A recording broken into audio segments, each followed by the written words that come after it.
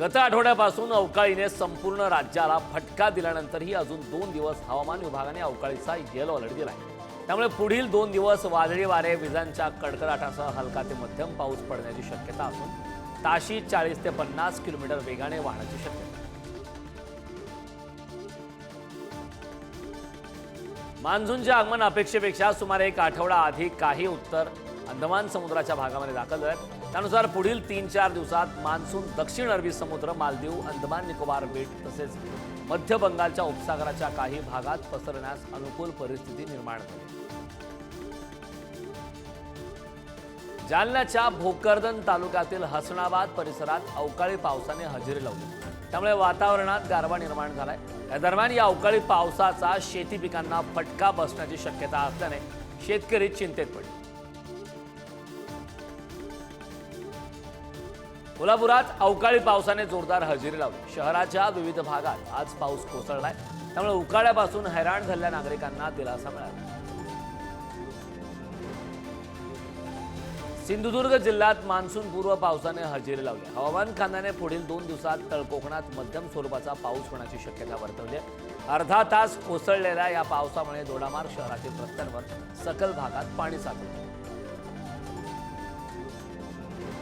गेल्या 10 दिवसांपासून येवला शहरासह तालुक्यातील पावसाचं वातावरण झालं होतं। अखेर येवला शहरासह परिसरात जोरदार पावसाने हजेरी लावली आहे। अचानक आलेल्या पावसामुळे नागरिकांची मात्र चांगलीच तारांबळ उडाली।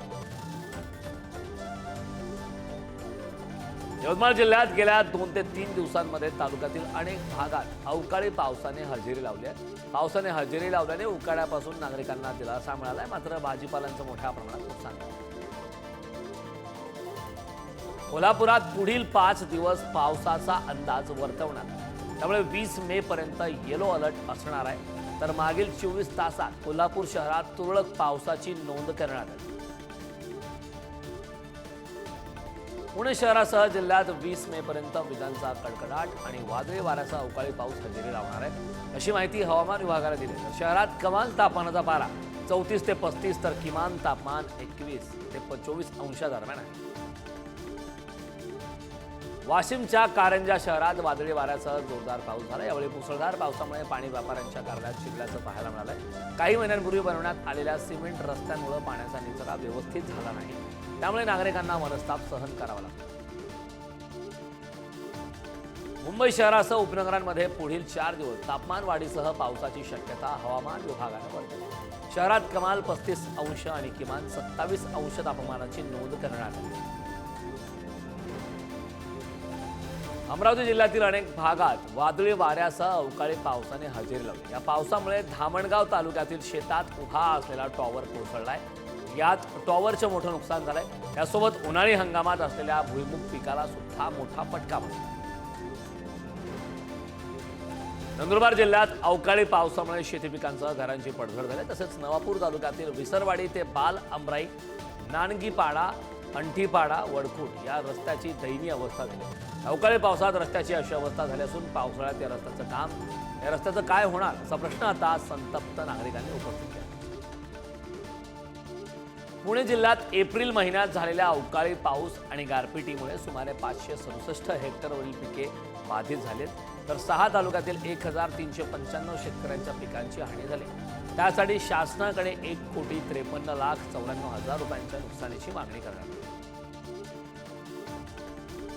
चालत्या दुचाकीवर वीज कोसळल्याने एका शिक्षकाचा रस्त्यातच मृत्यू झाला। ही घटना नांदेड जिल्ह्यातील माहूर तालुक्यातील मालवाडा घाटात घडली आहे। विजांच्या कडकडाटात किरकोळ पाऊस झाला। या शिक्षक संजय पांडे हे दुचाकीने त्या ठिकाणी प्रवास करत होते, त्यावेळी त्यांच्या अंगावर वीज कोसळून त्यांचा मृत्यू झाला।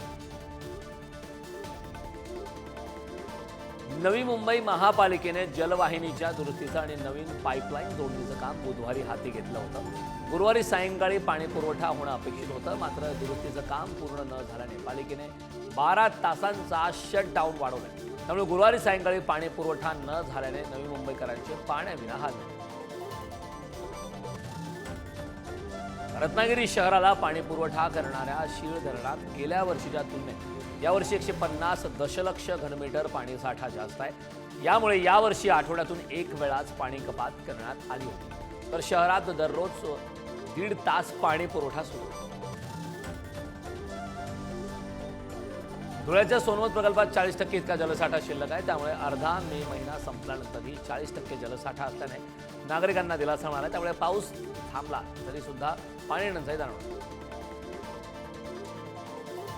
पुणे जिल्ह्यात 86 टँकरद्वारे 82 गावांना आणि 459 वाड्यांना पाणी पुरवठा केला जातोय.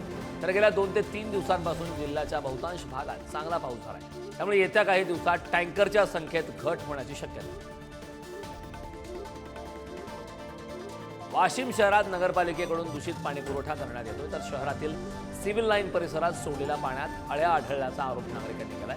तर जलशुद्धीकरणासाठी लाखो रुपये खर्च करून देखील दूषित पाणी पुरवठा का केला जातोय असा सवाल नागरिकांनी उपस्थित केला.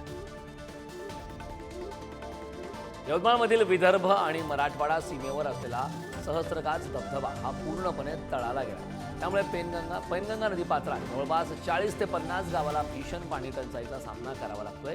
तर पाणी सोडण्याची मागणी परिसरातील नागरिकांकडून करण्यात येते.